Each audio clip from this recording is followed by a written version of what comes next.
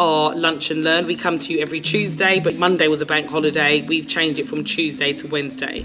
So today is all about being booked, being busy, but still broke. So I stayed in that arena for such a long time, meaning that I'm always busy. I'm time poor. I don't feel like I can get, things done in the way that I want to get done. I'm running out of time within the days. I'm speaking to loads of people. I'm doing the work. I'm creating content, and creating content, it's no joke. We talk about social media. We talk about, carousels work really well on IG. Yeah, I'm going to be starting a podcast.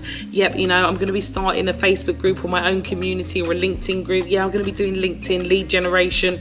There's an awful lot to do once you understand your business, what your business model is. And if you've got a package or a digital product that you put together, be it a coaching program, be it an online course, membership site, there is so much to do in terms of building it, promoting yourself. And there's so many different moving parts of your business. It is really easy to become really busy, always on a call, always having a meeting, but yet you're not making any money. And that's where it's heartbreaking, because you just feel like, I'm a good person, I work really hard, I'm doing this and that, why is it not working for me? And this is where strategy comes into play. And I would say my biggest red flag over the years was lack of strategy, that really detailed plan. Like, think about it. If you're going somewhere, and I don't know if any of you remember what life was like before Google Maps, but you might have had an A to Z. But even with Google Maps nowadays, actually we can still use technology. So you're going somewhere, but you don't know the variables. You don't know if there's going to be loads of traffic on the road. You don't know whether there's going to be parking near the place that you're going to. You don't know the exact route that you're going to take. Maybe there's tolls on the way. So before you leave out, you generally plan. Even if you're getting on public transport, you're going to check the time of the trains. You're going to check all of that. You're going to want to make sure that I'm going from point A and I want to get to point B by a particular time. If you're someone that gets flustered really easily, you might want to get there early. You could be time poor and you're always rushing around, so you travel with anxiety. The point that I'm making is that we all lead different lifestyles. Some of us are more hectic, some of us like to be early, but the point of the matter is there's some type of plan before you go on a journey. And the more detailed that plan is, like when you know exactly when your train's going to turn up, or you've checked exactly where parking's going to be, how long it's going to take you, you know you're going to get to your designated destination in the time that you need to get. There's a calmness, there's a confidence that comes over you that makes you feel like, I've got this, I know what I'm doing. You feel in control. And that's really what you want to do within your business. Does that make any sense? That's what strategy is. It's about having a detailed plan that's really going to keep you on track and make sure you get from point A to point B. But we don't live in the perfect world. And what I mean by that, if you don't plan, you plan to fail. But I can guarantee you, when you plan, your plan never goes according to plan. But by having that plan and having that strategy and understanding how you're going to get somewhere, the confidence that you're filled with, and also it enables you to pivot when something does go wrong, because you've looked at all the different scenarios around you. You can kind of figure out, okay, well, they've shut this line down today, how else can I get there? You've kind of got an idea because you've done your research before leaving the house. Make sense? So, just be really mindful and understand that it's all very well having a strategy, but if you're going to be really busy doing things that's not actually going to generate you income, that's where the problem can be. Okay, so what I really want to look at today, I'm going to start sharing screen. I really want to look at, the profit maximizer. How do you take what you're doing within your day and actually start bringing about money, bringing about clients, so you're not fully booked, you're not really busy, and that income just isn't coming in or not getting where you want to get to? And for many entrepreneurs, it's just a classic case. Okay, so let me share screen. So what I want to look at today is the 3-step profit maximizer. And this is really important, because what I want you to do is just remember these 3 steps, because it's really going to help you, if you want me to be honest with you, in terms of always having, okay, what am I doing to maximize getting the business in? And for many of you, I don't know if you're anything like me, oh boy, there's always something about the ask. Never want to just ask for the sale or ask for the money. Sometimes there can be a big blocker around that. And when you've got a system, an automation, a strategy in place, that also becomes easier as well. So what is it that makes most womenpreneurs fail? Okay, when you think about your brand, for instance, your brand is what your audience say about you when you're not in the room. So what's your audience saying about you when you're not in the room? Jeff Bezos says that all the time. If you want to know what your employees are thinking or saying about you, leave the room. So, what I want to look at is customer acquisition. So if you've experienced similar results where you're not sure what the problem is, you're connecting with people, you're, engaging, you're networking, you're doing marketing, you're working on your business, you're constantly talking to people, you're on social media, etc., but you don't really seem to be getting the sales in. I just want you to think about these next 2 steps that will greatly affect your monthly sales, and just have them at the forefront of your mind. There's a little trick and hack that I always use. So in my kitchen where I wash up, there's a post-it note. Where my desk is near the window, there's a post-it note. And that post-it note says CYT, catch yourself thinking. It just means that anything that's in the forefront of my mind when doing a task, I catch myself thinking, and that just kind of puts me in a mode to remember to myself, think strategically, think smart. Smart objectives are really important. Make sure you're thinking and you're being specific. Make sure whatever you're thinking and you're about to implement, you can actually measure it. Make sure what you're thinking and doing is realistic. Make sure it's attainable, it's within your reach, within your skill set and your resources, okay? And make sure it can be done in a timely manner. So these next 2 steps are really going to help you. It's going to help you increase the number of customers, increase the transaction size and frequency, and increase the purchasing. One thing when we're trying to get more customers or get more sales into our business that we can often forget are the customers that we've already got. And it's really important to remember that if someone has got to know, like, trust you and buy from you, what are you doing to actually upsell? What are you actually doing to maybe increase your margins? At the moment, we are in a world where inflation has gone crazy. Everything has gone up. And within many, many industries, especially small and micro businesses, we're not increasing our prices with fear that people might leave. I can assure you, you can increase your price by about 20% and you will still get customers in. So today I really want to think about, okay, how are you going to increase the number of customers you've got? But I want you to be smart, be specific around it. I want you to think, how can I increase the transactions? Maybe there's something you're missing, that when you're selling something, you could include it, that somebody also needs to increase the transaction frequency or increase the size of the order. So you've got the order value and you've also got the frequency. How often does someone need what you're selling? What could they need in the customer life cycle from the time you sell something to them, from the time when they might need you again? Is there anything in between that you might be able to sell them that would increase the transaction size and frequency? Okay, so imagine your business is like this. Imagine you've got a product. Imagine you've got a coaching program, a membership site, an online course, and let's just say your product costs $100. Let's start with flatline figures. And let's say you have 500 customers a year. We could safely assume that is 100 times 500. Ooh, no, I'm not that bad with the maths, I promise. That is now 50,000 a year. Okay, so think about what happens when you increase the numbers. Think about the maths. And sometimes in marketing and business, we forget about the basic maths. We're so busy trying to be complex, complicated, overcomplicated, working at high level, that sometimes we just forget the basics. And that's why I feel like with communication, when you're doing strategy, you should always try to explain it either visually or explain it like you're explaining it to a 10-year-old. So you stick to the point. And that's how really I stay in line with those smart objectives. So let's say we increase my customers from 500 to 1,000 customers, okay? And the product still costs £100. So now I've got £100 cost to the product or the service times by 1,000 customers. That equals £100,000. Or dollars, depending on where you're listening to this. But the point is, do you see that me increasing the amount of my customers has increased the bottom line? It increased my profit. And some of you might be saying, duh, Natalia, of course we know that. We're not stupid. And trust me, I know you're not stupid. I've been here before where I'm not looking. I've only got 2 customers, 3 customers, 5, 6, 7, 8, 9, 10. I need more to get to the goal of me being able to pay all my bills, pay all my staff, have profit left over, get to that end goal of being financially free, getting to the goal of getting to that 7 figures. You have to start somewhere, and you need to be very aware of your current reality of where am I right now. How many customers do I actually have? Is it 0? Is it 1? Is it 2? Is it 10? Is it 20? Is it 100? Is it 500? Where is that end point of where is it that I need to be? And you need to start thinking, okay, I need to look at my customers. And sometimes we're so busy thinking about everything collectively that your head just gets full of everything and you're trying to juggle everything, and it's so easy to lose sight. In the beginning stages, we need to be thinking about, how do I get more customers in? So at this present moment, I want you to think about, where do most of my customers come from? Even if you've got 2, it doesn't matter. Where did they come from? Maybe I can concentrate on that more. Maybe you've got no customers. Okay, so where does your competitors' customers come from?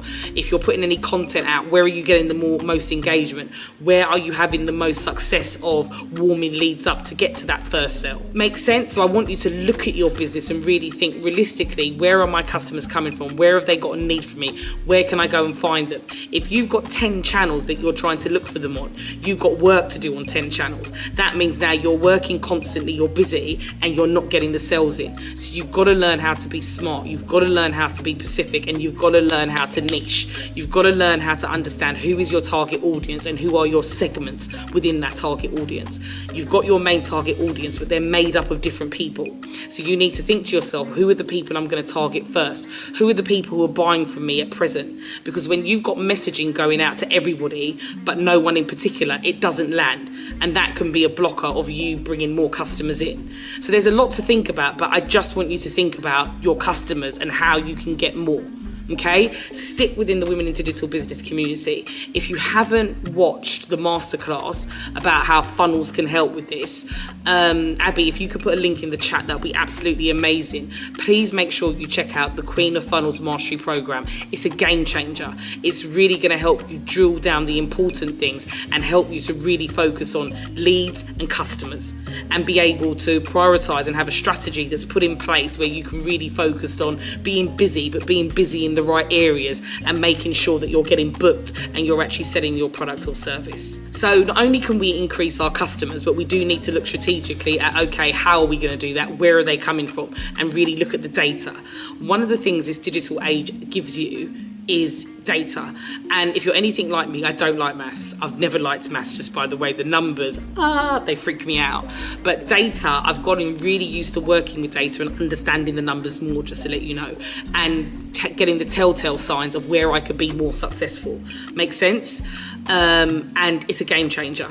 So you have to look at the data for that customer piece of really understanding where your customers are going to come from. In this digital world and this intelligence, data is going to catapult you and get you closer to the 7 figures, the freedom, the flexibility, helping your wider community. Whatever your big why is, it's going to help you get there a lot quicker. You've seen the rise of so many fashion e-commerce brands because of data. They understand what we're browsing, what we're looking at, how long we're reading descriptions for, what we order, what colours we like, what sizes we like, what styles we like, how much money we order throughout the year. Is there a particular time of year we order more? Imagine the data and the insights that you get when you've got a whole load of customers. That's why big companies can target us the way they target us. That's why you can talk about something and all of a sudden you'll see that ad following you all around the internet. Okay, so data and intelligence is key. Right, so it's not just your customers. Step 2 is increase the frequency. Ladies, you've got to increase the frequency. So I want you to think about your customer's life cycle. If you have a coaching program that you offer them, I want you to think about what would they need after that program. If you've got a membership site and they've got members and they might get monthly content or they get something monthly, regardless of what your business structure is actually, I want you to think about how often does someone need to buy this from me? Because now you can start working out, once you get a customer, when is the next time that they will buy from you? How frequently are they buying from you? So now I want you to think about, okay, what maybe are other things that I can add on? There should always be a package. There should always be an offer to what you're selling.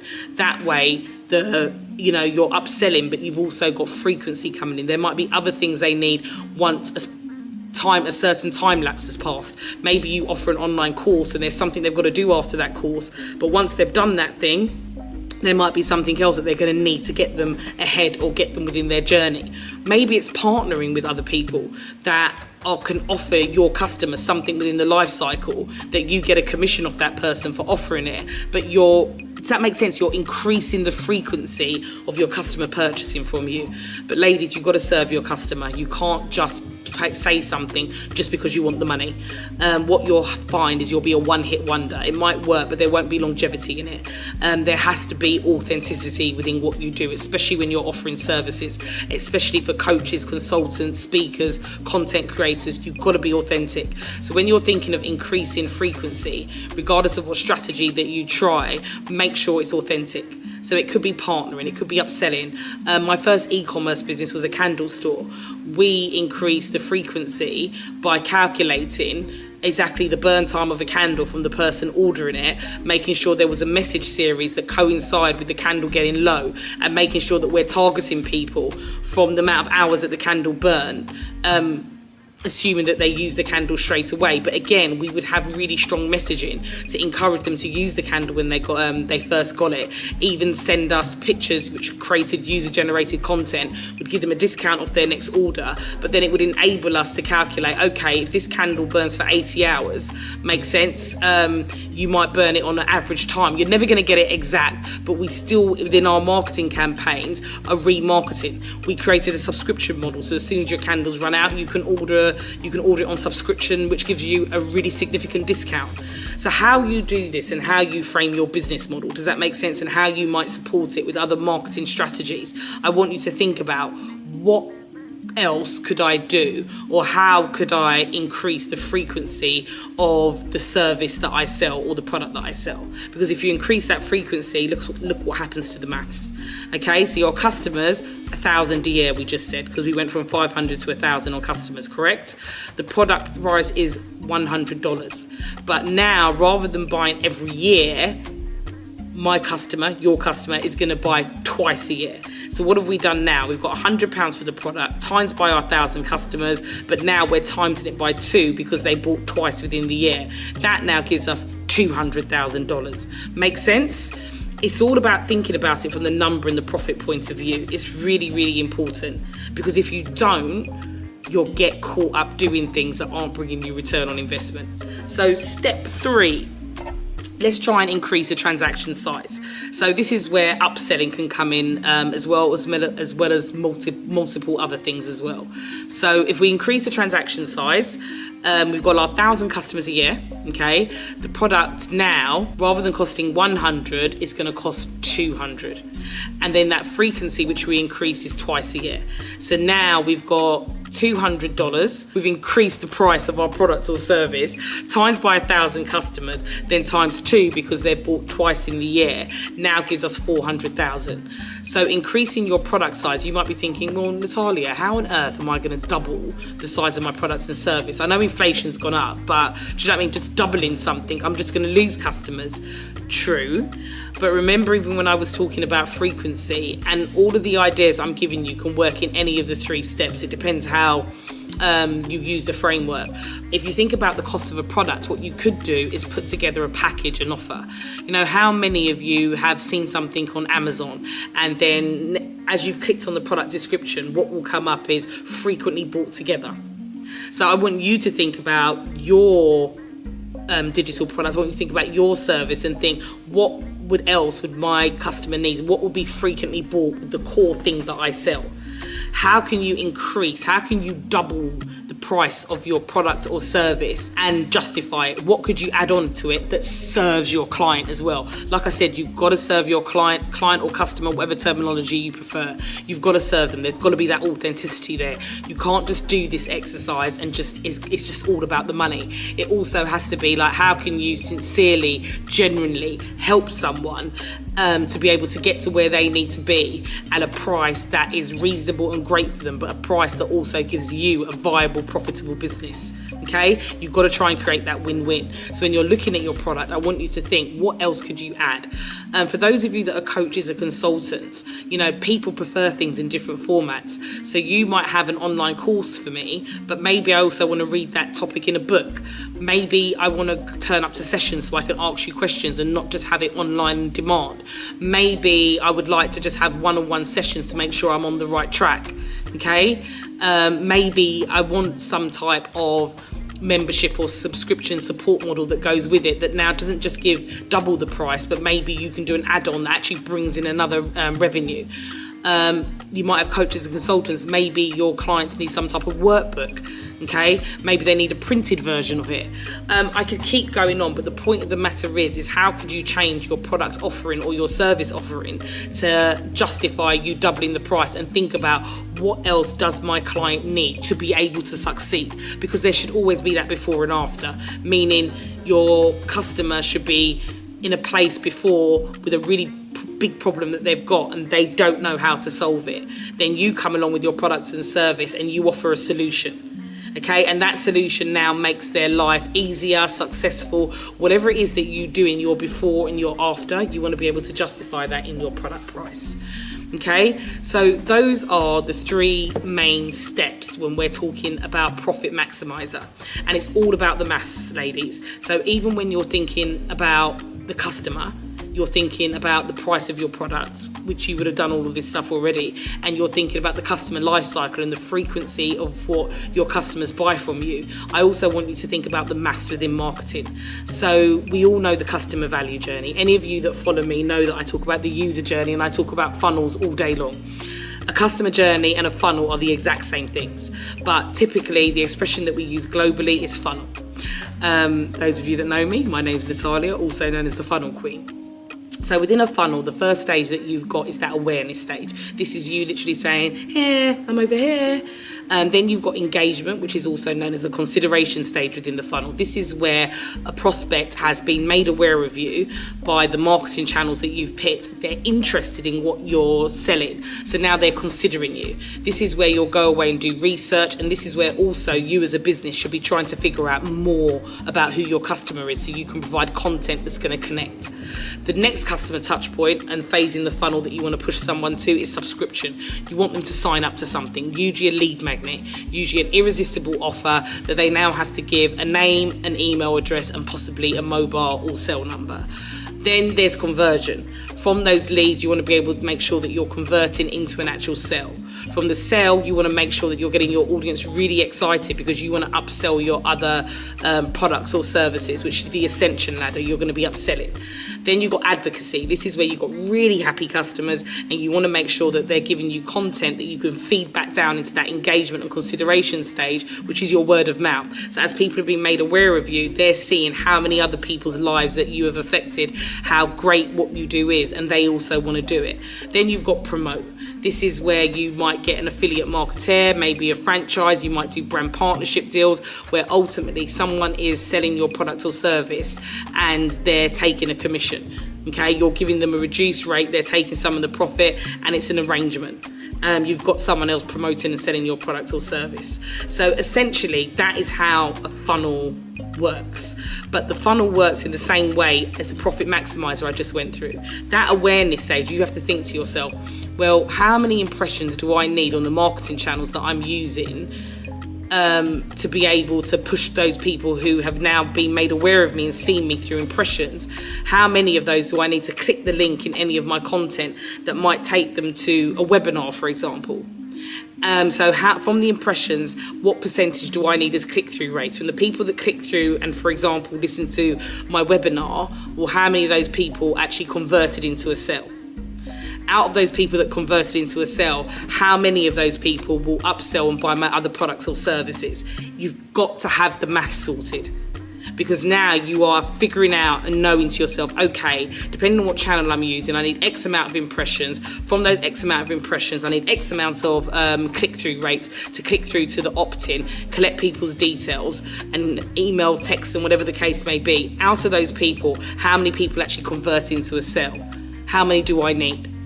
Out of that conversion, how many people can I increase their transaction value? How many people can I increase the amount of times, not just that they buy, the frequency, but also increase how much they're going to buy from me? Make sense? How can I change the pricing? All the things that we've just discovered, okay? So you've got the price of your products and service, you've got the amount of customers you've got, and you've got the frequency that they buy. But you also need to think about in your marketing campaign, what metrics do I need to get at every single stage of that funnel to be able to get me to the amount of customers that I need to change my life. Got it? So if you are really busy, if you don't have enough hours in the day, you're time poor, but yet you're still not getting the customers that you need to get, I want you to think about all the elements that I've spoken to today, and I want you to look at the maths. I want you to look at the maths, and I also want you to look at the 3 steps that we've gone through. How do I get more customers? How do I increase the price of my product or service? How do I increase the frequency of when my customers buy from me? And I also want you to think about your marketing plan and start putting some metrics in place so you understand these are the goals that I need to reach. These are the KPIs that I need to put together, the key performance indicators to get me the X amount of customers that I need to change my life. Okay, so that's our session for today. I really want you to get fully booked, get profitable. So again, if you have not listened to the Queen of Funnel Mastery masterclass, you've got to. It's going to really explain to you how you automate your business, how you can build a marketing plan, drive traffic into a funnel, how you can be really strategic to get someone to move from one point to another for you to be able to reach your goals and your objectives. So if you haven't watched it, please make sure you watch it.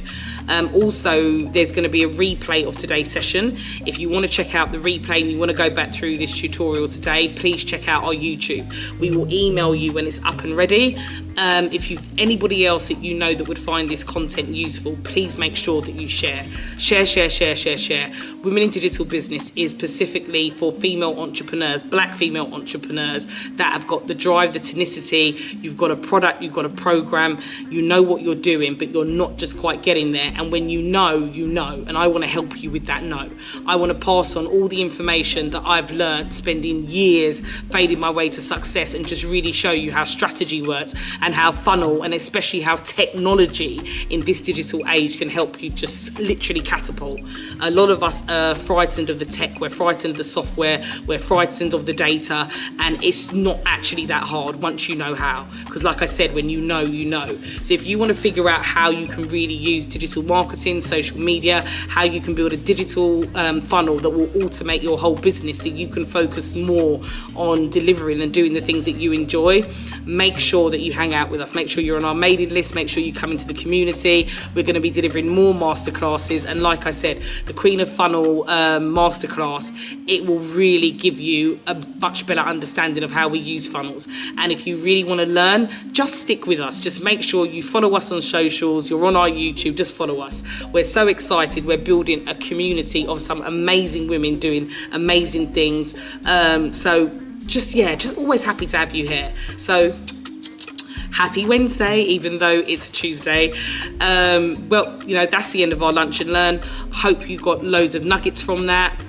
And make sure that you tune in next week and every week on a Tuesday, unless we've got a bank holiday and it's a Wednesday. No problem. Any questions? Not today, that's fine. Absolutely fine. Thank you so much, everyone. Take care. Enjoy the rest of your day. Bye-bye.